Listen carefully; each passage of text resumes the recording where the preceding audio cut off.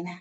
Hello, everyone. Welcome to part two of the Trauma-Informed Teaching, Understanding ACEs and Supporting Students Through Brain-Based Pedagogical Strategies training. We hope you found part one of this training informative and engaging as we continue our exploration of trauma-informed teaching strategies, diving deeper into the creation of safe and supportive classrooms and student relationships. Please feel free to share any of your experiences just to add to the overall discussion and seek out feedback and support from Dr. Patton and your colleagues. Together, we'll add to our toolbox with skills to effectively support students with trauma histories. We look forward to embarking upon this next phase of the training with you. And together, let's give Dr. Patton a warm welcome. And I offer the floor to you, Dr. Patton. Thanks so much, Janet. Thank you, Elaine. I'd love for everybody to unmute their mics and cameras even, because that gives me lots of energy. I love to have that biochemical exchange of your eyes, your smiles, your head nods. So I know that I'm not just talking into a void of boxes. How's everybody doing? Hello, hello, hello. Anybody? Say hi. We're good. Good, good, good. All right. Good afternoon, y'all. Hello, how are you? Hi, Michaela, Catherine, I see you. Okay, so the rest of you can join with your boxes, your cameras off or on. We're gonna have a good time. Is that Mikil? Did I say or Mekel? Yes, Mikil. Mikil, yes. Nice to hear your voice. Okay, so yes, thank you so much for coming back. The fact that you're back lets me know that I think you found the first round useful, and hoping to capitalize on that today. So the last time I left you all, we were just starting to talk about corporal punishment, spanking, whooping, popping, any of those semantics that people use to describe this kind of parenting technique as an ACE. So it is officially on the list as an adverse childhood experience, even when this type of punishment practice does not leave visible signs on a child's body. So pain changes the brain. It changes the architecture of the brain, how the brain grows, how it functions. And those changes impact children's behaviors at home, in the class, in the public space, changes the wiring, it changes their ability to learn and to control their emotional regulation. So today I'm going to finish off that section talking about corporal punishment as an ACE and why folks who work in the educational space, the child advocacy space, social work need to understand the intersections between this parenting practice and what they're seeing when they encounter young people in these spaces. And then we'll move to talk about digital addiction, which is a very serious issue in terms of how it is also playing a role in turning children's brains in the wrong direction. So you have young people who may be coming from traumatized spaces, communities that are experiencing maybe neighborhood violence, apartheid food systems, so they don't have access to healthy food, eco hazards, so there's environmental things that are affecting children's health. Climate change is another huge one. Janet and Elaine and I were just having a whole session talking about climate disasters and how those are triggering trauma responses in young people. So you have all of these layers, all these environmental things that we're dealing with, on top of the parenting practices that are impacting children's brain development and nervous systems. And then add to that these devices. And so I'm going to give you some disturbing notes about how these devices, the software, the games, etc., and the people who create them collaborate with neuroscientists and developmental psychologists, folks who understand the brain, who understand pleasure, who understand addiction, who understand psychological needs, and how all of that science is embedded into these devices, and parents unknowingly start putting them in front of their children when they're 2, 3 years old. And so we're seeing a whole generation of young people who are dysregulated, having psychological outcomes that aren't so good, on top of all this pre-existing stuff that we really haven't dealt with as a society. And then the last part of that, I'm going to get into sharing some trauma-informed teaching strategies. So some things you can do in your spaces with young folks to make them feel safe, to get their, amygdala back online. We talked a little bit about that last time. So does this all sound good to y'all? Let me see a hand raise, some head nods. Somebody say, yes, Dr. P, give it to us, whatever. Okay. All right. So let me share my screen with y'all. We're going to pick up from where we left off. Oh, let me go hit the screen share.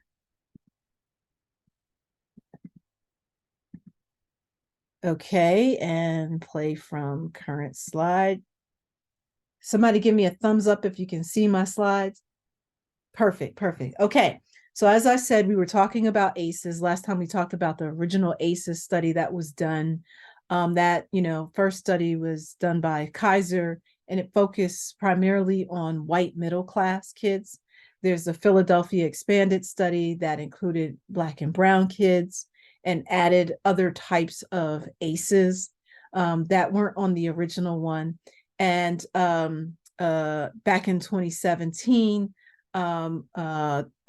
corporal punishment, spanking children, was also added to that list because we've got 50, 60 years of scientific research globally on kids in different cultures, geographies, backgrounds, socioeconomic backgrounds that showed that hitting children, there's a link between hitting children in these early childhood experiences and having these mental health and physiological health impairments later on in life. So it is official. Spanking is an ACE. It is a form of toxic stress that is associated with, outcomes that the parents are not intentionally trying to foster, right? A lot of people hit their kids because they think it will make them behave well, that it will make them listen, that it will help them learn, that it will protect them from larger forces, police interactions, and all of these other kinds of negative outcomes. What they really don't understand is that, when they hit their children, it sets off these neurochemical responses in the body. And so you have a child's body being flooded with all kinds of hormones. And these brain changes, these changes within the immune system, so hitting, pain, those sorts of things cause wear and tear on the immune system, on the body, the way it functions. And over time, you could actually be engaging in something that's really counterintuitive. I once had a mother who was spanking her daughter for twerking, picking up a cell phone, playing music, and she's twerking. And so I asked her, I said, when did you start? Why are you doing this? So the fear was that her daughter would engage in precocious sexual behavior, so risky sexual behavior, and actually put her at risk for, predatory people. And so I asked her, I said, Mama, when did you start hitting your daughter? And she's like, oh, I started popping her when she was around 2 years old. And so there's this study by Seth Pollack, where he's a researcher who took urine and saliva swabs from teenage girls. Some had experienced corporal punishment, not the one that constitutes abuse where there were marks left and CPS was involved, but just regular corporal punishment. And he compared those samples to girls who had not received corporal punishment. And what he found was that the girls who had received corporal punishment had elevated levels of oxytocin. How many of y'all know what oxytocin is? Show me a hand, wave, something like that. So it's the love hormone. So when you kiss somebody, when you're sexual, it's this thing that goes off in your body. And so with girls, they have found that when their bodies experience a toxic stress response, their levels of oxytocin surge in the body. They haven't found the same with boys, but with girls, that's been the case. So why is this important? Because when a girl's body experiences too much of this chemical response of oxytocin in the body, it triggers early puberty. And what does that mean? She starts to develop earlier, faster. And evolution says that our job is to survive and repeat ourselves, to have babies, right? All species do this to ensure survival. And so if a girl is experiencing trauma, toxic stress, her body is a biological organism like a tree, like, some other animals in the environment. And so what happens is that toxic stress and the surge of oxytocin says, hurry up, develop, grow, have sex so you can survive. And so what happens with these girls is they end up finding a release, some outlet to cope with the stress. Am I making sense here with this relationship? Right. So these are the types of things that parents don't know because no one's ever told them. No one's ever made that connection between this parenting practice and the effects, the biochemical effects, and the psychological effects that it can have on the body. And sometimes these effects don't show up right away. They may not show up until after puberty or early adulthood. There's a great book you all should know about. It's called The Deepest Well. The Deepest Well. It's by Dr. Nadine. Jesus, what's her last name? Dr. Nadine Burke Harris. She's a pediatrician who's done a lot of work on it. If you don't have time to read the book, just look her up on YouTube. She's got a wonderful TED Talk that condenses all of this. Okay. So when we talk, I go into schools and I do this sometimes for PTA meetings, back to school, we have a whole session with parents on things that they shouldn't do to undermine their children's learning outcomes and their behavioral outcomes. And we talk about this. And so when we talk about corporal punishment and the effects on the body, we talk about how it changes biochemistry, neuroanatomy, so the structure of the brain, and the neurodynamics, meaning the ways in which the brain responds and reacts, and particularly in school settings. And this is information that teachers need to know as well, or people who are working in residential treatment places for kids, in juvenile justice settings as well. And some of these juvenile justice settings have schools embedded in them as well. So I've done some work for those kinds of special programs. And so when we talk about biochemistry, how many of y'all know how you feel when you're afraid? What happens in your body? You breathe differently, right? You feel your heart, speed up, your lungs are expanding. You feel a little sweaty. Sometimes your stomach starts spinning, right? That's all evolution saying, you know what?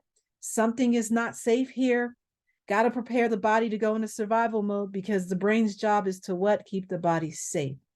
And so when you threaten a child, when you yell at a child, when you verbally abuse a child, when you hit a child, all of these dynamics are happening. So higher levels of chemicals like adrenaline, cortisol, right? Lower levels of the good stuff like serotonin, oxytocin, particularly. And again, we know the difference between what this does for boys and girls, and endorphins. So the stuff that makes us feel good. Okay. So adrenaline, cortisol sends us into what? Fight or flight mode, survival mode, right? All that oxygenated blood. So I hear parents and even teachers say this.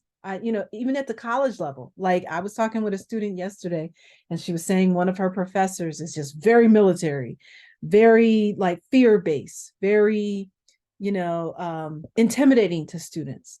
And the students kind of just shut down, right? They don't have a good learning atmosphere. So I'll hear a lot of parents say, I use physical punishment to teach my child. And I have to say, that is not how the brain works. All that oxygenated blood goes to the arms, to the legs, to the heart, the lungs, to do what? To survive, to run, to fight back, to flee, to freeze, right? And so there is no learning happening. There's no new information that's happening. Okay. So in terms of the neuroanatomy, you got to be able to name brain parts. I have been floored by the number of teachers who don't know the parts of the brain. They don't know what an amygdala is or what it does. They don't know what a hippocampus is, right? Absolutely don't know it. I've even met pediatricians, because they sort of general pediatricians can't name those parts, can't tell you what the relationship is between those parts and the nervous system and behavior outcomes, etc. So the two parts that you all really, really need to understand for what you do is the hippocampus and the amygdala. Okay, so the hippocampus is this area of the brain that is necessary for learning, for emotional regulation. And kids who have histories of trauma, chronic stress, etc., their hippocampus is smaller, it shrinks, and that's going to impact learning outcomes, behavioral outcomes. Then the amygdala, it grows larger, it's hyperactive. And think about the brain as like a government system, right? So all of these parts that are supposed to work together. When you've got an enlarged amygdala, the amygdala has veto power, right? So the amygdala is governing everything, the way the child reacts, interprets faces, interprets body cues, right? Even if they're not accurate. So the amygdala is like the alarm system that says something's not right. So then you get these kids who are danger mapping, looking around, reading you to see if you're safe. They're easily triggered, right? I'm sure you've all seen it. I'm sure you've seen it with adults. There's a lot of people out there with enlarged amygdalas. And so when that happens, when you have the hippocampal volume loss and amygdala enlargement, it inhibits language and reasoning, critical thinking, making good decisions. And so the neurodynamics of all of that is the amygdala dominates, controls behavior, how you react, you're hypervigilant, your executive functioning is impaired, problem solving inhibited, right? Your autonomic nervous system is always on high alert. The ventral vagus nerve, which we talked about last time, is dysregulated. Does that make sense to everybody? Can I get a head nod, thumbs up? Okay. And so what's the impact of all of this on the mind? What kinds of psychological adaptations do young people have to make? So attention span is not so good. Ability to concentrate, to problem solve, right? So a lot of times, and I've even heard this, in higher ed. I've often been the youngest professor in my departments. And so a lot of the professors will say, oh, these kids today, these millennials, these Gen Zs, they're lazy, they don't want to read, they don't want to do their work. And so it's just all behavioral and not connected to larger systemic environmental issues that have built their brains for the first 18, 19 years of life. And then for your cases, maybe the first 3, 4, 5 years and so forth, right? And so we see academic and occupational difficulties, being able to show up on time, to focus on things, to get the job done, negative self-esteem, core shame, impaired language for emotional processing. So they lack emotional literacy. Those of you who may have worked with kids in foster care, emotional literacy is a big challenge. I was one of those kids when I was in foster care. People would ask me, how do you feel? Couldn't find the words. What do you want? Couldn't find the words, so I had those impairments happening in my brain because I had early history of, toxic stress and trauma. What happens is these behaviors that people see get misinterpreted as deviance, as kids engaging in some kind of conspiracy to overthrow their parents and their adults and their teachers. No, what you see is a result of young people whose brains have been severely shaped by their environments and early interactions with adults in their lives. So impact on relationships. So, insecure attachments. I said this the last time. So, when a child is born, those first 1,000 days of life are absolutely foundational. The child's brain, without any conscious awareness, they're not conscious of this, has to decide, Are these people consistent? Will they respond to my cries? Will they feed me? Will they change me when I'm wet? Will they make me feel secure? And the child's brain still has to attach, even if these people don't do all of those good things. So a lot of people start life with insecure attachments and they come into the school setting sometimes, and this is true for myself as a college professor who's dealing with 18 to 24-year-olds, is sometimes as an educator, sometimes as a social worker, a child advocate, you are a child's first corrective relational experience, right? You're the first person that they're able to develop some kind of secure attachment to. And sometimes there's resistance when you're kind to a young person, when you're consistent, when you treat them like a human being, right? When you validate them when they're hurt, they don't know what to do with that. And so they fight it, they resist it, they push back. Like, I'm going to push you away before you push me. I don't deserve to be treated this way, right? Because I have this negative self-concept. All I've ever heard about myself is that I've been a problem, that I'm not worthy, that I'm deserving of violence. And then I meet you and you're just totally foreign to me. And so what happens sometimes is they'll sabotage those relationships. And they're not consciously thinking about doing it. It's just the way their brains have been wired. So we see these kinds of externalizing behaviors, antisocial acting out, as a result of these adaptations, psychological adaptations that their brains have had to make. And we talk about the impact of toxic stress on executive functioning. So we name those three executive functioning systems that young people, that all of us, regardless of age, need in order to have the best judgment and decision-making skills. So the first executive, the amygdala. So this is about helping young people to engage in emotional regulation versus just being reactive and defensive and ready to fight. Second executive functioning. So this is the frontal and parietal lobes, that these section of the brain, so that young people can assess situations accurately, right? So if you have impaired functioning, you don't always make the right decision. You think you're being threatened or attacked when you're not. I even see it in the college setting where you're giving constructive feedback on a young person's, project or paper or whatever, and then they just go ballistic because they are seeing that feedback as an accumulation of other kinds of negative feedback that started when they were young kids that you had nothing to do with. And so they're not interpreting the feedback as, this is about helping you improve your work. They're seeing it as an attack on their core sense of self, on their identity, on who they are, right?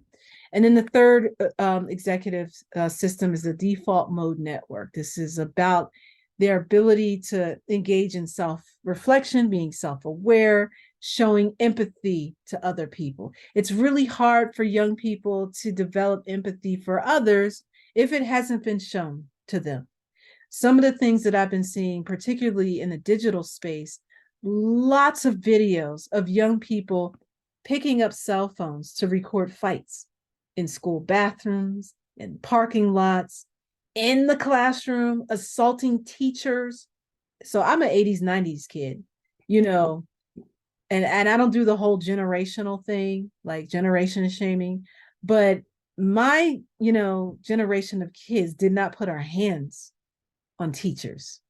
We just started talking back a little bit and rolling our eyes and stuff. But what I'm seeing today with just, and a lot of this, once again, is that compounded trauma, right? And so you got kids who are dysregulated coming into the classroom with all these hormones in their bodies, toxic stress hormones in their bodies, impaired brain development, and lack of counselors, lack of trauma-informed, teachers who sometimes don't know how to de-escalate. And then we get these explosive situations. Add to that a pandemic where you had young people who lost 2 years of socialization and they came back and it all hell broke loose in a lot of schools. One of the things that I try to do with parents is talk about non-productive punishment and the ways that hitting kids impacts their memory recall, their ability to hold on to information and learning. Because I parents will say, "Oh, I whip my child, I spank my child." And I'm like, how many times have you done it? And they can't give me a number. And I said, well, if corporal punishment worked, then you would only have to do it one time. One time. And so what happens is that they keep doing it and they don't understand that they're putting their child into survival mode. You're triggering a child to go into a survival response. Parents are supposed to be safe anchors, right? They're supposed to be loving. We're supposed to be able to come to our parents when we're in trouble, when we don't feel safe, when we want to learn something. So what's happening is that, when you hit your kid, they're having to survive you. You are the threat to their life.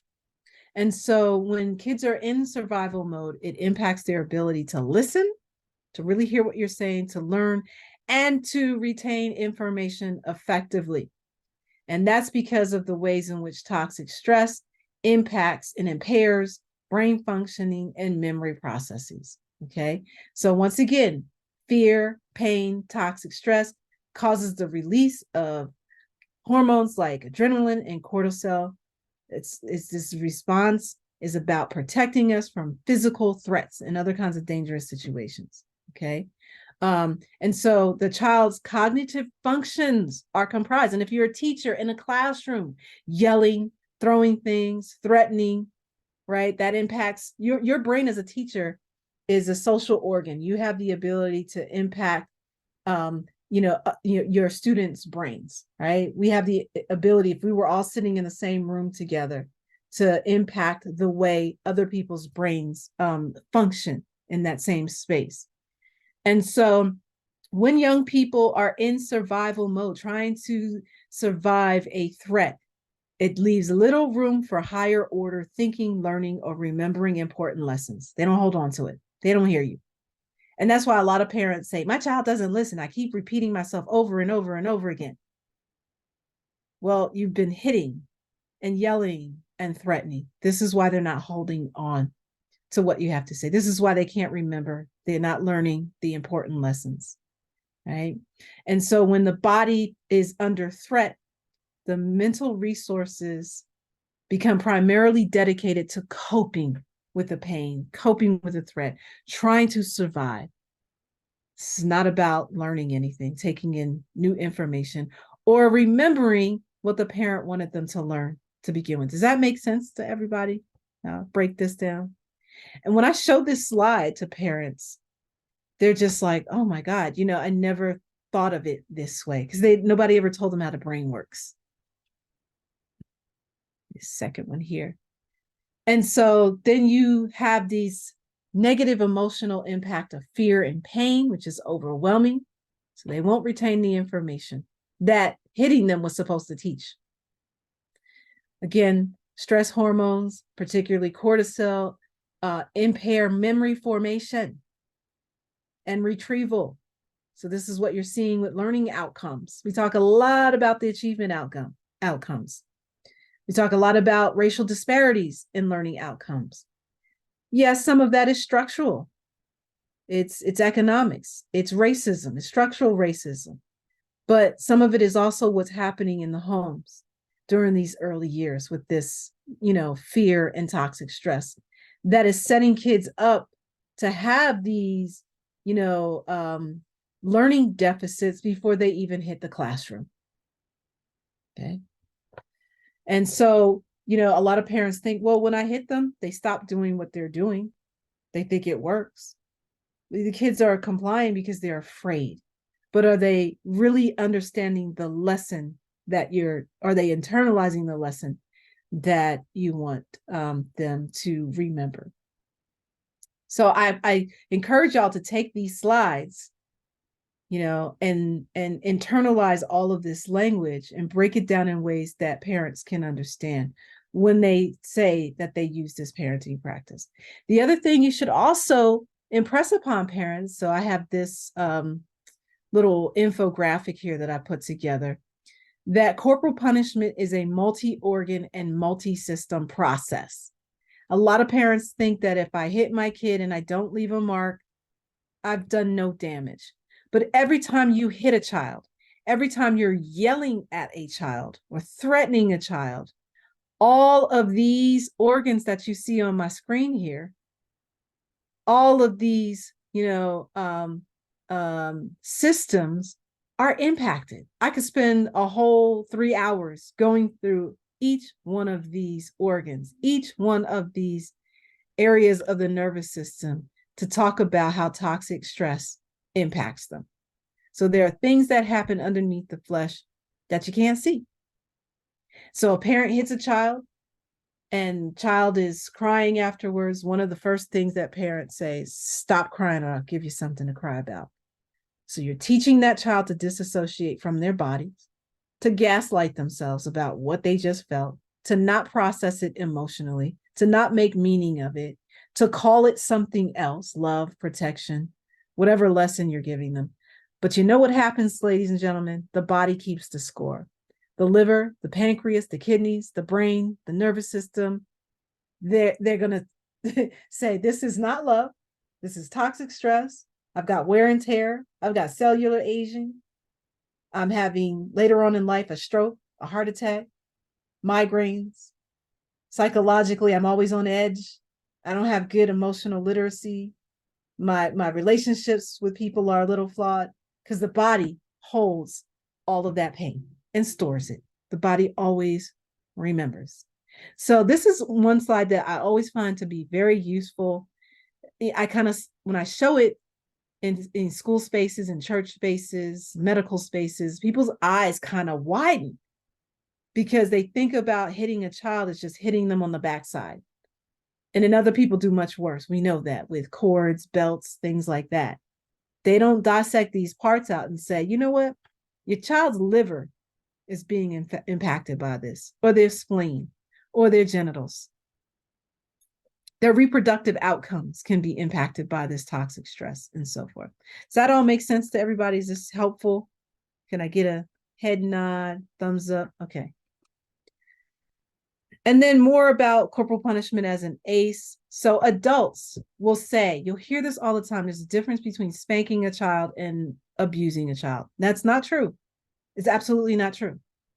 There's no difference between spanking that doesn't leave a mark, hitting that leaves injuries, and sexual abuse. All three are toxic stress events. All three trigger pain. All three trigger the exact same biochemical responses in a child's body that you cannot see. A child's adrenal glands sitting on top of the kidneys don't say, wait, that's just a spanking. Don't release cortisol. Oh, wait, that's just a belt and not an extension cord, right? Doesn't happen that way. The brain is still going to respond the exact same way. Okay. So children cannot make the ideological, theoretical distinction between abuse and, regular spanking. They just can't. They don't have the brain capacity to. Their developing brain does not have the capacity to. Okay. So that's really, really important to hone in on that. The use of corporal punishment actually increases the probability of the very outcomes that parents are attempting to avoid. The bad behaviors, the learning outcomes, the deviance that could put them at risk for things like the school to prison pipeline, and so forth. Okay. So once again, the data tells us that corporal punishment is an ACE alongside physical, sexual, and emotional abuse. This is an infographic. This is also helpful. I've embedded these into the slides. You can print them out for things like back to school night or conferences.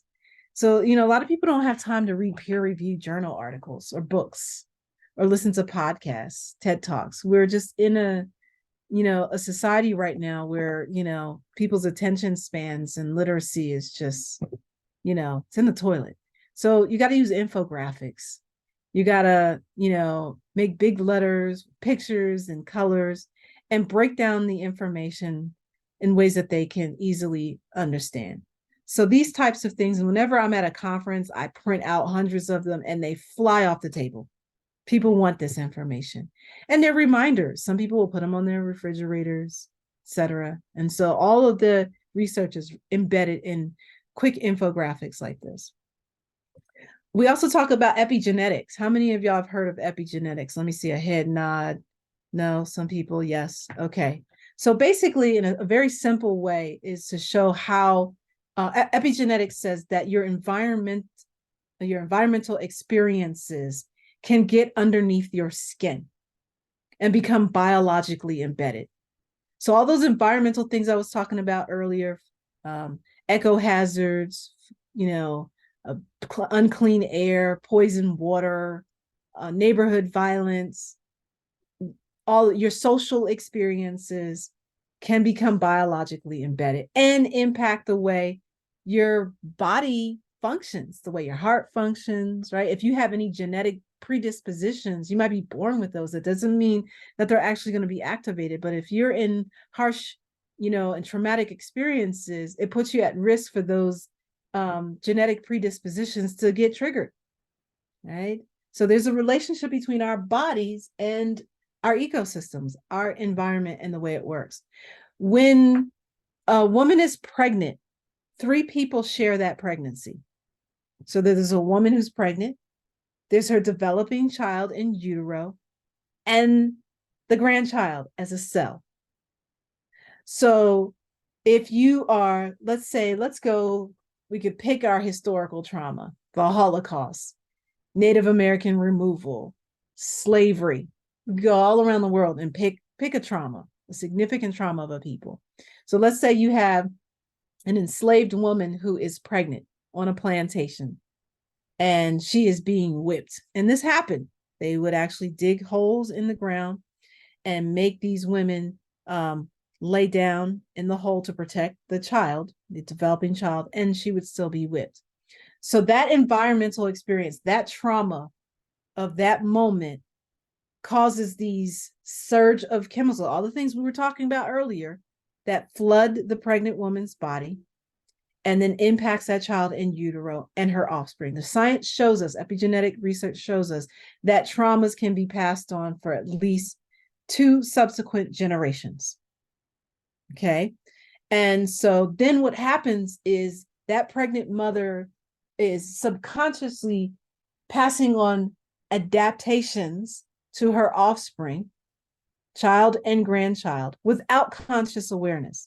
It basically says, look, I am experiencing some terrible things right now as an enslaved woman, as a woman at Auschwitz, as a woman along the Trail of Tears. And so I need to pass on some survival adaptations to my unborn child and her future child.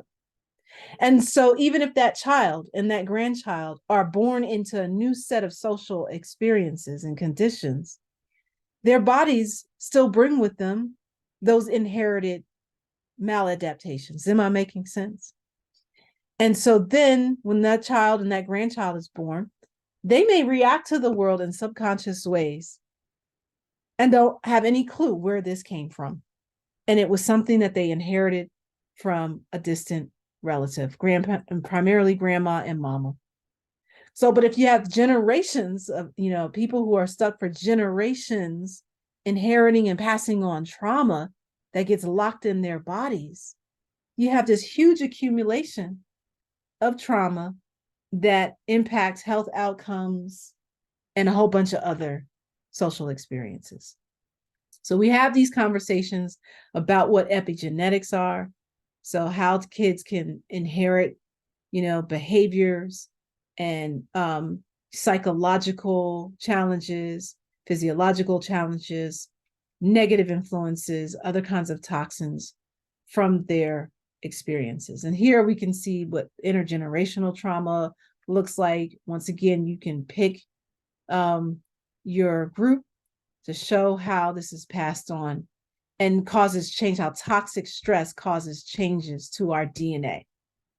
And so what I try to impress upon, parents, and particularly those coming from marginalized communities, you're already in these environments that have changed us historically. We've inherited those things, right? And so what we don't want to do is send children out into the world whose bodies are flooded with these toxic stress hormones. We're already in situations where the body doesn't have enough time to rest and restore. We have toxic food systems. I mean, we've talked about those environmental things. So we don't want to add to and exacerbate those outcomes. Body sensations get stored into our unconscious and become activated later and cause us to reenact original trauma. So we're repeating old traumas. So hitting children is a body sensation that gets stored. And then people just keep doing it over and over again. And then we have all of these narratives about why it's good. And so what's happening is it gets normalized. People laugh about it. They preach about it.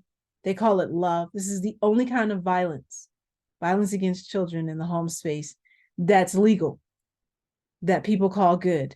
But actually what it's doing is it's perpetuating generations of toxic stress and unresolved trauma. This is what we call transgenerational epigenetic inheritance. Laura, does that make sense? You have a better understanding of how this epigenetics works? Okay. Everybody else okay on that? Okay.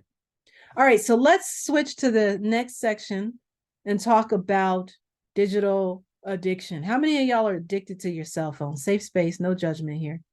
How many? Kinda, a little bit. Prefer not to disclose. That's fine. Depends on the day. Depends on the day. Okay. So what we want to talk about is how these devices are impacting student learning and behavior on top of this other stuff that we've been talking about. This is actually one of my favorite lectures that I like to give with my undergrads. They're totally like traumatized by the end of that 3 hours. So you guys are getting a condensed version of this. How many of y'all have heard of dopamine? Okay, so you have some foundational understanding of it. Dopamine is a good thing. We want to feel it, right? It's about giving us pleasure. But what happens when we spend too much time on devices and engaging in social media and other software, video games and such, gambling even, it triggers the brain's pleasure centers, okay? And so what happens is if we get too much of that, too many hits, we keep engaging in the same pleasure-seeking behaviors. What I try to tell folks is that triggering the dopamine receptors through digital devices has the exact same impact that taking drugs like heroin. This is the exact same process. Y'all ever see a parent take a tablet away from a 2-year-old or a 3-year-old? What happens? They lose it, right? And some people will be like, oh, that child, look at me. They need to be spanked. And it's like, no, they're going through withdrawal because they've had this relationship with a device that's changed their brains. And so technology companies working in collaboration with neuroscientists, working in collaboration with psychologists who understand the brain, all those parts we've been talking about, who understand neurochemicals. They work with these people to design softwares. They use color psychology. They use auditory processing, so sounds and dings, right? To get us excited, to seek pleasure, to check that message real quick, right? And they embed all of this stuff into these softwares to exploit us, our addictions, for profit. The whole point is to keep us addicted. So they know how our neural circuitry works and to keep us addicted to this stuff, okay? And attached. And it impacts our attachments with the real people in our lives. How many of y'all have gone out to dinner someplace and you look around at people sitting at the tables? What do y'all see? Everybody at the table is like this. And I'm sitting there like, what's the point? Y'all should have just stayed home, right? So everybody's on their cell phones. right? It's to the point where, back in the day, if a mom was changing a baby's diaper, she had to tussle with the baby a little bit because the baby's grabbing things, right? You don't want a big mess on your hand. And the baby thinks it's funny. The baby's looking at you in the eyes like, hey, yeah, this is so much fun, mom. And you're like, I just need to change this diaper without, any drama. So what happens? You have a generation of people who will put this in the baby's hand. And it's like, So all the flashing lights, all of those sorts of things, and it interrupts that normal, natural biochemical exchange between mother and child. You see it in public transportation, right? You'll have mother is on her phone, device in child's hand.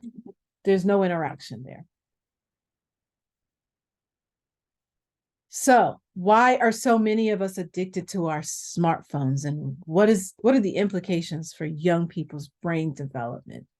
So we have this kind of loop that happens when you pick up your cell phone or your tablet or video games. So you pick it up and that response starts just like this. You're totally unaware of it. It's that HPA access system, right? So right away, it's a split second. Dopamine surge, right? You feel happy, right? Dopamine decreases after you're done. And then you're back down to baseline. And the brain is like, this is boring. I need to feel pleasure again. And so you start it all over again, right? That's that loop, right? And so dopamine is a highly addictive chemical that floods our bodies when we engage with these devices, similarly to drinking alcohol, smoking cigarettes, using drugs, gambling, or sex. Some more notes here about dopamine and the major pathways. And once again, you can take these slides. I encourage you to take these slides and manipulate them so they're a little easier. You know your audience, you know parents, you know who you're working with, to explain what's happening in the brain, right? And how these different pathways are impacted by or triggered by devices that set off dopamine receptors. And this is really important for those of you who are teaching. This has impacts on what you're seeing in your classrooms, right? So a lot of times these areas are impaired. Okay? So many of these apps implement reward patterns. How many of y'all have your favorite games you like to play on your little things? You're never going to win, Michaela, Laura, Elaine, Catherine. You're never, ever going to win, right? But what do? We keep coming back to it, right? Oh, maybe we get to the next level. And then here you are, your eyes got rapid eye movement, your thumbs are operating in a certain way. I'm gonna get into your posture in a second here. And it's like, it's fulfilling a psychological need at this time, but it's also causing exhaustion and wear and tear on your neural pathways as you're engaging in this. It's doing stuff to your eyes, right? It's getting you addicted. And so these are intentionally designed to keep you engaged for as long and as much as possible, right? Also checking habitually. Did I get a message? Do I have any messages? Do I have any emails, right? Okay. And what happens is, let's say you got a dental appointment. I've done this. You're in a space where you got to wait. What do? Like sometimes I'll be like, okay, let me use my eyes and look at people and try to be engaged. But then what happens? Let me go into this elusive world over here where everything is curated, yada, yada, yada. It's not real, right? And people who are behind all of this software, they use algorithms. They see what you like. They keep giving you what you like. I'm totally addicted to animal rescue videos. Just totally addicted to them. They all look like they fell from the moon. And, there's the same storyline. And next thing you know, 2 hours later, I've watched a half dozen, animal rescue videos. So they know it has something to do with my own psychological needs. I'm an adoptee. Maybe that has something to do with my attraction to rescue, abandonment, whatever. Here's some signs of addiction. Socialization is impaired, right? I have students, and I teach journalism students. They tell me they don't like talking to people. I'm like, how are you going to do this job? Why do you want to be a journalist? So they have anxieties about having to talk to people, interacting in healthy, friendships, relationships, and so forth. It impacts, grade performance, school performance, attendance, things like that. This is where my students start to get really like, oh my God. How many of y'all have heard of text neck syndrome? Looks like this. You see it. Next time you go on an escalator, I want y'all to think about me and look at everybody's necks. And you're going to be like, oh my God, Dr. Patton was right. Everybody has text necks. And look at all of these people. And so, using your cell phone changes your posture, changes the way you hold your head and your neck, right? And you could have, respiratory issues, headaches, neck pain. And the research shows us increasingly that younger people are having these issues, right? Let me make this a little bit more freaky for y'all. So here's a body's line of gravity. This is how you're really supposed to walk around with your head straight up, just like this, okay? But a couple of generations of people, their heads have been moving forward. This is the equivalent of carrying an 8-year-old child, having an 8-year-old child sit on your neck. And why is that important? Because it impacts your respiration. So right in your seats, you guys, if you don't believe me, you can do it. So lean forward. I want everybody to lean forward like this. This is interactive. Okay. Lean forward, and I want you to feel your body, feel what you feel. Okay. Now sit straight up. What happened? Did you feel things open up a little bit? Did your back feel like, oh, yeah, this is nicer? Right? Do it again if you don't believe. Lean forward. It's very uncomfortable to keep going like that.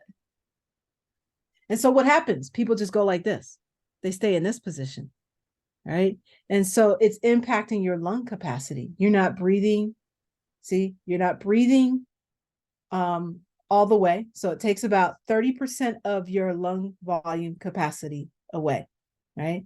And then you see that puts stress on different parts of your spine, causing nerve damage, right? It messes with your vision. How many of y'all have blue screens on your computers and your cell phones? You want to do that. Or blue screen glasses, because it's impacting eyesight. A lot of people have difficulty turning heads. You can pinch the area between your thumbs and this finger right here and feel some achiness sometimes. A lot of that has to do with the constant texting, right? Hand cramps. So you see what's called text claw as well, right? So it's impacting your hands, your wrists. We're going to see this from constant scrolling, texting, clicking repeatedly. So the fingers, hands, wrists, and forearms, the muscles and tendons in those areas from this repetition is impacting this. So we're seeing younger people. The research shows us that younger people are having these issues that you generally didn't see until much later on in life. So repeated stress syndrome, arthritis early on. Blue light, here's more about the blue light. I was telling you about how it affects your vision, right? So when you have kids who are on cell phones at night when they're supposed to be sleeping, right?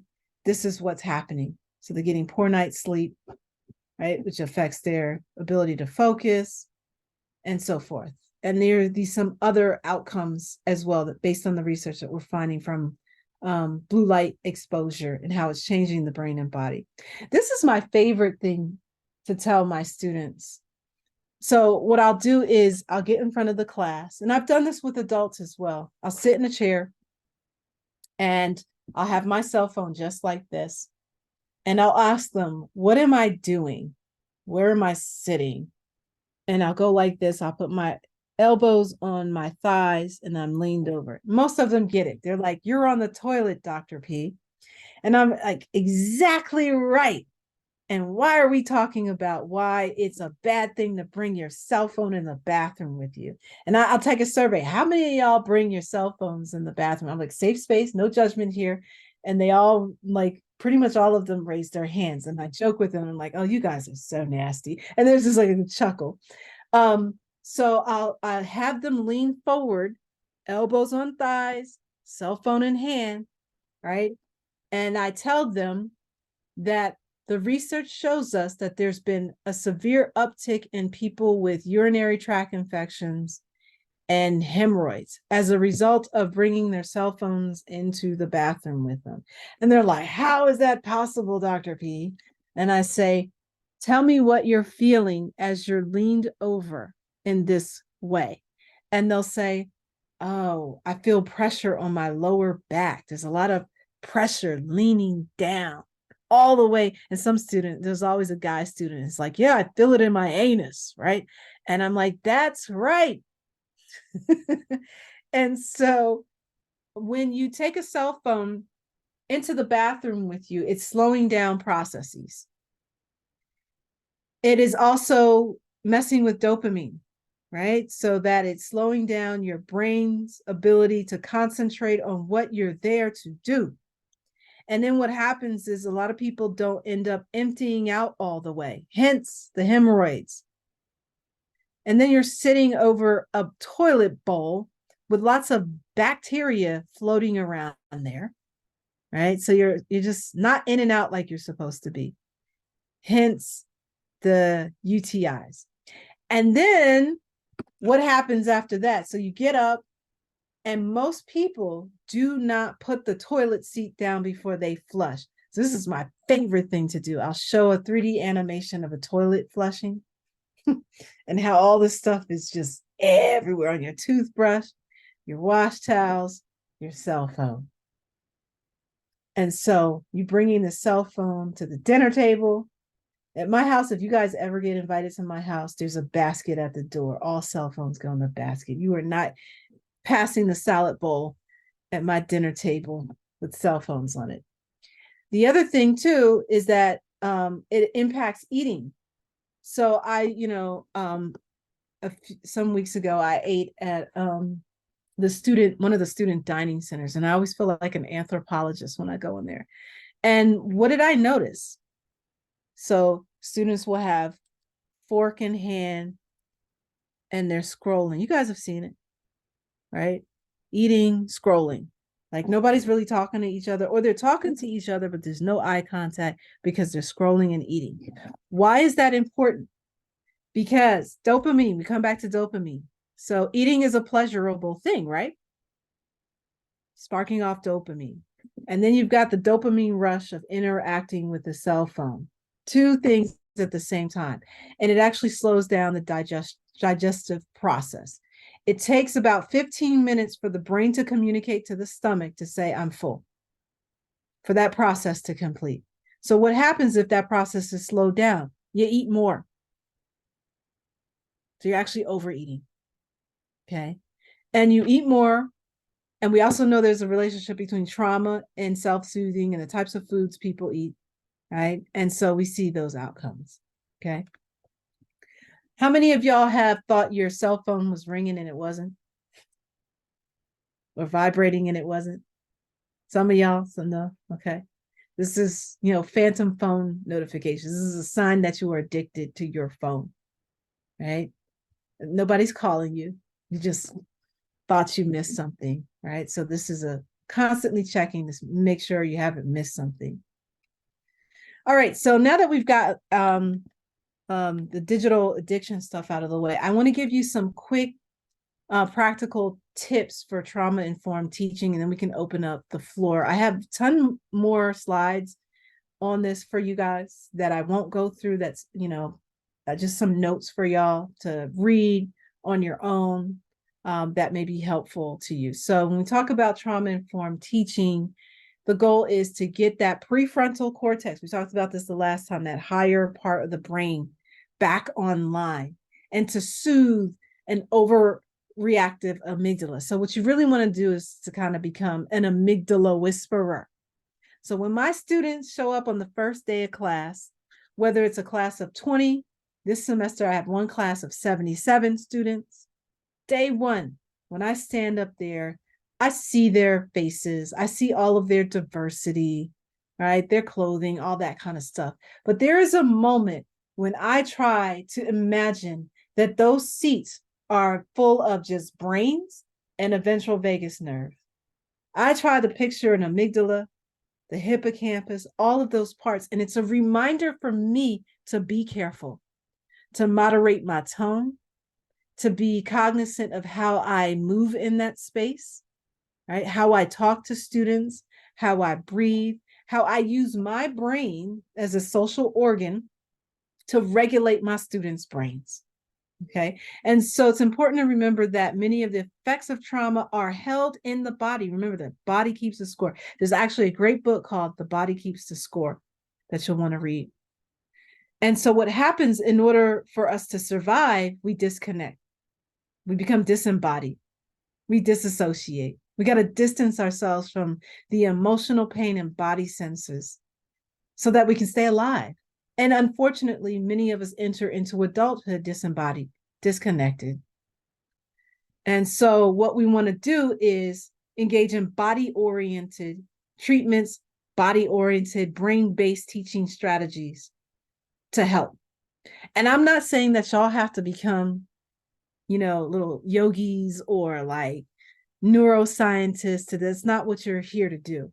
But some of these things, when you understand what you're looking at and what you're perceiving, right, then you can do subtle things to de-escalate, right, and to turn a student's brain back in the right direction. So I always, from day one, want to create a safe environment. So establishing a welcoming classroom environment. I don't know what happened to my pictures on the white. There was supposed to be a picture here. It's showing up on my end, but not on the screen here. So establishing a welcoming classroom atmosphere, creating clear expectations for behavior, fostering trust and open communication. Now, I teach at the college level. So what does this look like for me? So I do things like this semester, I started experimenting with fidgets. Y'all know what fidgets are? So little things they can play with. I get them very cheap off of Amazon. Like you could get a pack of 50 for like, $15. And there are all kinds of things. And I also have what's called a reflect orb. So that was supposed to be the picture in here. I can email it so y'all know what it is. So it's this little orb that gets passed around the classroom, and each student puts their fingers on it. So it takes your biometrics. It's similar to like back in the day when we had those mood rings, but it takes the biometrics, and there are 4 colors. White is for calm, turquoise is white is your most calm, turquoise is your calm. Then the other 2 colors gets into dysregulated. And so I teach the students what this does, what these colors mean. And so they pass it around and they're like, oh, Dr. P, I'm at turquoise today. Very good. Oh, Dr. P, I'm a little dysregulated. Let me get one of those fidgets. And they have a lot of fun with this. So as soon as they come in, we're passing the orb around. The class has named it. Each one of my classes given the orb a name. So this is new technology that is useful to me because as each student registers their biometrics, I can see it on the app. And I can gauge the mood of the entire class. And if I see that the class is dysregulated, I will say, okay, we're going to start class today with a breathing exercise. It might be 5 minutes long, it could be 10 minutes long. Or we're going to do mindfulness meditation. Before my students come into the class, I spray my room with aromatherapy. It's usually like lavender, citrus, but you got to be careful to make sure students don't have allergies. So that smell, right? So it's not so institutional. It's something that's working, it's waking them up, triggering that limbic system. And the students absolutely love it. So now when I bring my fidget basket with me, the students will walk in and the first thing is they're looking like, where's that little football thing that I like? Oh, where's the little metallic thing that I like? So they all kind of get connected to their fidget. Now, some of you might not like it because they make little noises. So you got to be careful. For me, it's very relaxing for me.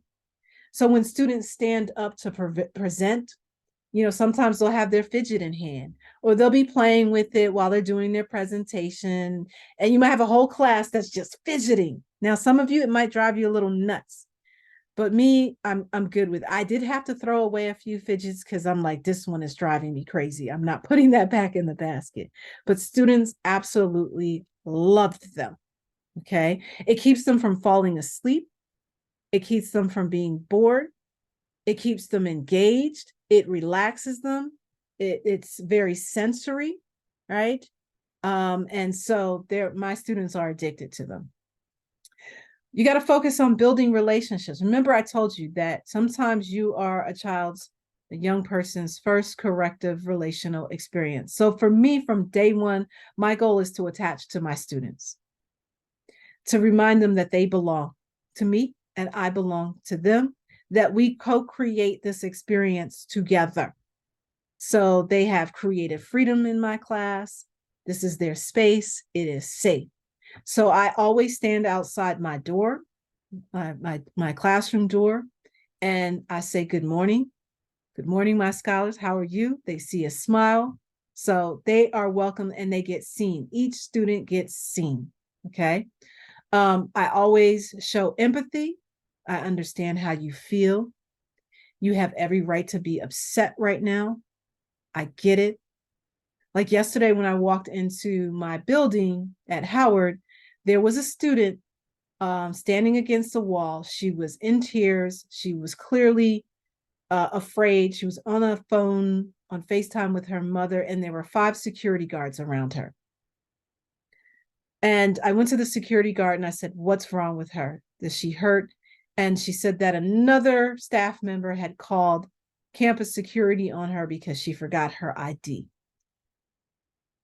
And I said, was this necessary to call 5 hulking security guards to surround the student in this way? So I put down my fidget basket, my orb, my bags, everything, and I walked over. I got between her and the officers. I introduced myself to the officers and I said, I am a faculty member. I'm not trying to interfere with your processes here, but I need to check on this student to make sure she's okay. Soft touch. Are you okay? No, I'm scared right now. Look they have all these cops around me. And I said, okay, gentlemen, she's what? How tall are you? 5'1". She's not posing a threat. Can 3 of you move out of the scene? Can we just have 2 of you here? You stand over here, Officer Thomas, and let's talk. De-escalate. Show empathy. Now, they explained she's got to have her ID, right? So I was able to say, look, I understand you're upset right now, but we've had bomb threats on this campus. We have people who have come in and impersonated students, right? And so we're trying to keep you safe and keep everybody else safe. But I understand right now this is a little scary for you. So 2 things can be true. You can be empathetic, you can calm and de-escalate, but you can also say, but these are the rules that we have to follow because you're part of a community.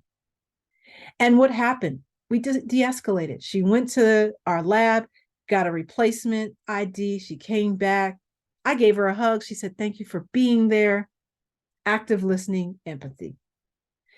Self-regulation and coping skills. So teaching emotional regulation. So implementing mindfulness exercises, breathing, taking breaks. I teach long classes. They're 3 hours long. Nobody wants to sit for 3 hours. So we do things to get up, we breathe. They have a bio break. They have snacks sometimes. I don't know how feasible that is, in K-12 classrooms, but we do things to implement breaks and teaching coping strategies when students are upset. I can send you more specific exercises that you can practice in your spaces. Being flexible and understanding. COVID really taught us this, right? There was a lot of adjustment that needed to happen with assignments and deadlines. Students were having a hard time. Some of them were losing family members. Parents had lost jobs, things like that. And so I had to adjust and be more sensitive. I always did check-ins before each class. How's everybody doing? Right. And sometimes it ended up being 10, 15 minutes of people talking about how they were doing. Right. So just avoid, creating a safe space where people can talk about where they are. For some reason, I repeated that. So more trauma-informed classroom practices. So teaching strategies, we talked about brain breaks, relaxation techniques, encouraging collaboration. So my students collaborate. I have something called a gratitude board. So it is on big poster board, and I can only really do this with smaller classes. So my smaller classes are 20 students. So I take these, like big brown envelopes, and I'll cut them in half, cut the tops off, and I tape them onto the poster boards in rows. And each student's name is on that envelope on the front of it. And I bring index cards to class, and each student takes 1, 2, sometimes 3 index cards. And by the end of class, you're going to write a gratitude statement to your fellow classmate. Christina, I really enjoyed your presentation today. Michaela, thank you for making me laugh when you said, Laura, you did a great job with this assignment. Elaine, thank you for being nice to me. And at the end of class, we take 5 minutes to write down our gratitudes. And then each student puts those gratitude mails in the slots. And so I take those with me and I read the gratitudes just to make sure there's nothing inappropriate or hurtful or anything. And there never is. And then the next class, at the top of class, as students come in, they go to their gratitude envelopes. And you should see how excited they are to get that feedback from their classmates. And it's a way to foster getting to know each other, attaching to each other. It encourages active listening and paying attention. And the students love it. And sometimes I'll write gratitude notes for the students, particularly of those that may have empty envelopes. You don't want to have any empty envelopes. Okay. And then once you start understanding what trauma signs look like, you can recognize the behaviors as trauma and misinterpret them as this student is trying to overthrow my classroom, disrespect me, and such. I like to think of a shaken Coke can, right? Now, let's say somebody shook a Coke can and put it on the table, and you walk into the room. You're thirsty, and it's like, that looks good. I want to drink it. And what happens? You open it, it's an explosion. Think of some students in the same way, right? You don't know what triggered them that morning, what may have happened, right? Kid might come in looking totally normal, and then one thing happens and explosion, right? And so my response when I see a child dysregulated or acting out, or a college student, I want to connect with them right away and say, look, what's going on? How are you feeling? Talk to me. What's happened? Right? To bring them back down to baseline, right? To help them find ways to regulate their emotions. And sometimes I'll just sit with a student and I'll say, let's breathe together. You want to breathe together? Here's a fidget. Pull on that while you tell me this story. And just those moments can de-escalate and alter the trajectory of a young person's day. And then you want to seek professional support, collaborate with your school counselors, mental health professionals, when there's things that's beyond your control. And also more importantly too, you want to exercise self-care. Okay. Because you can have compassion fatigue, you can get worn out, along with also managing all the other bureaucratic stuff. Here are some specific examples and exercises that you can do in your classroom. So breathing, guided breathing exercises, the students love them. There have been times that I have forgotten and students are like, Dr. P, we need to breathe. We need to meditate today. We didn't do meditation. So at first, when I first started it, it was a little strange to students. They had never done this before. But once I got into it, they loved it. Calming corners or safe spaces. Again, trauma-informed languages, so you can read the notes on these. Establishing routines and predictability are really important, particularly for young people who are coming from chaotic, unpredictable environments. Your classroom space, your clinical space may be that one place where they can, find something that's predictable. Sensory breaks as well. Again, stress balls, Play-Doh. I even, for my college students, will bring adult coloring books. I know this sounds totally like, how can they be paying attention while doing that? They do, right? I have students that will sit there and knit and then give you the most insightful analysis on something and never make eye contact with you, right? So mindful movement, walking, check out social emotional learning curriculum as well, which is I find helpful. Trauma-informed lesson planning, so trigger warnings for older students as well, and building a sense of belonging. So I try to get rid of rows for my smaller classrooms and put us in what I call griot circles, which is very African centered, so that energy stays in that circle and we're feeding off of each other. Because sometimes the way a classroom is set up can be isolating or triggering to students. So I have more notes here that I'm not going to go through. These are for you to read on your own, some tips that you'll want to maybe incorporate into your teaching. And again, here's some more things that I bring to my classrooms: weighted blankets, stress balls, Play-Doh, things like that.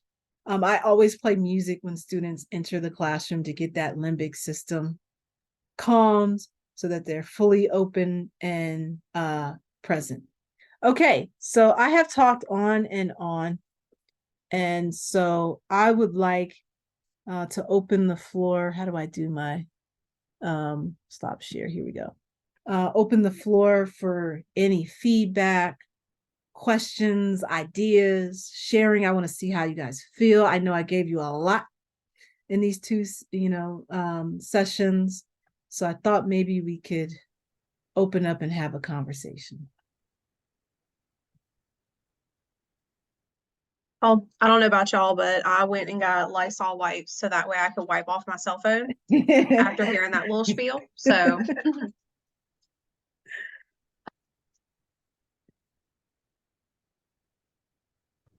I have a question. Mhm.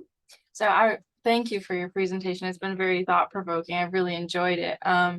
But the handout that you shared, I think one of the points on it was that spanking lowered IQ, and I think you covered that a lot in the first session. But I was wondering, in those studies that discovered that relationship, how they controlled for variables, or if that was more just like correlational type studies. Yeah, I'd have to read those more carefully. So like we have studies like, for example, there's Dr. Martin Teicher. His last name is spelled Teicher. He's based out at Harvard. He's been really behind a lot of this. And what he did was he used MRI scans. So he took adults who were done with brain development and surveyed them about these child rearing practices. So I don't know how big his sample size was, I know that most of those folks were from the Boston area. I don't know.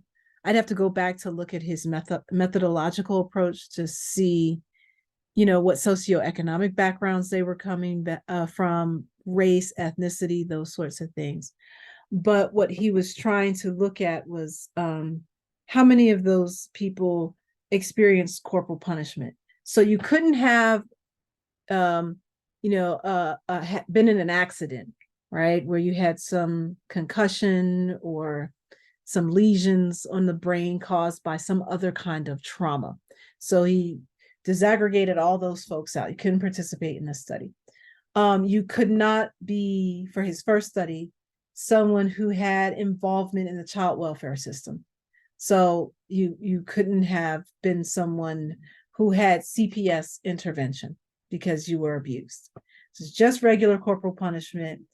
I believe these were people who were hit maybe once or twice a month on the backside, no object, no like physical injury. And so then he had people who, never experienced this. And what he saw from the MRI scans were these brain changes. Now, that's not to say, Catherine, that, and I'm not suggesting this, that, hitting a child was the sole cause of, this gray matter reduction in the prefrontal cortex of the brain, right? There could have been other factors, but what they're seeing is that toxic stress events, which include corporal punishment, can produce these kinds of outcomes. So not the sole, but it's a risk factor. And so then when I interviewed him the first time, I said, you need to compare 3 types of brains: those that never got hit, those that got just regular spankings, and those that experience severe abuse where there was CPS intervention. And what he found, because he actually went and did it, and I think the study was published maybe 2 years ago, what he found was that the brains of people who got regular corporal punishment and those who had severe child abuse, they were the same structural changes in the brain. So that puts to rest this idea that there's a difference between spanking and abuse. So, but yes, your question is very valid, because you always want to think, well, what else is going on in these environments that could, impact these outcomes? It's like smoking. There are people who say, I smoke and I don't have cancer.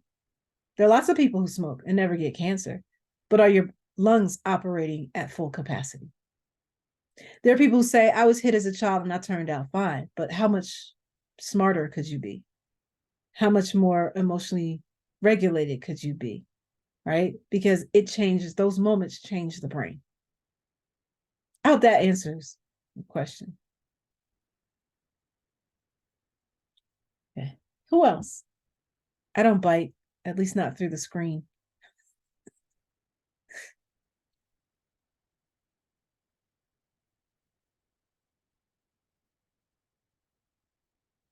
Well, Dr. Patton, thank you so much for your presentation. We all truly do appreciate it. Definitely. Thank you on behalf of the Office of Child and Family Services. As we conclude this series, I definitely want to thank all of our participants for your active engagement, contributions, and also your questions. I believe Elaine will most certainly send out an evaluation this afternoon, probably more towards the conclusion of the day. So please do not forget to complete that, and stay tuned for any future training initiatives. We certainly do rely on those evaluations to inform the next set of training initiatives that will roll out. So again, thank you all for your participation. Dr. Patton, thank you so much for this excellent presentation and going further, especially regarding spanking, that physical abuse aspect, corporal punishment, as it relates to ACEs and how it can impact children within school settings. Again, best wishes to everyone as you apply all of this information in your work. thank you again for your participation. And I've left my email address in the chat for anybody who wants more resources or wants any clarification on things. So feel free to write. Thank you. All right. Take care. Goodbye.